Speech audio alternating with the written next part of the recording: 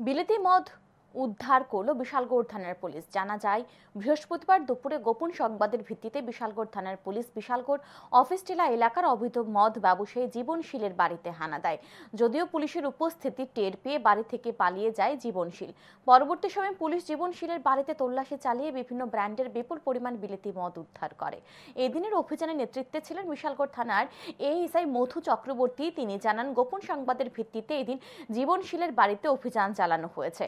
জীবনশীলের ঘরের পেছনে মাটির নিচে লুকানো ছিল বিপুল পরিমাণ বিলেতি মদ। এদিন জীবনশীলের বাড়ি থেকে মোট 260 বোতল বিলেতি মদ উদ্ধার হয়েছে, যার বাজার মূল্য আনুমানিক 50,000 টাকার অধিক হবে। বাড়ির মালিক জীবনশীলের বিরুদ্ধে আইন মোতাবেক ব্যবস্থা গ্রহণ করা হবে বলেও জানান তিনি।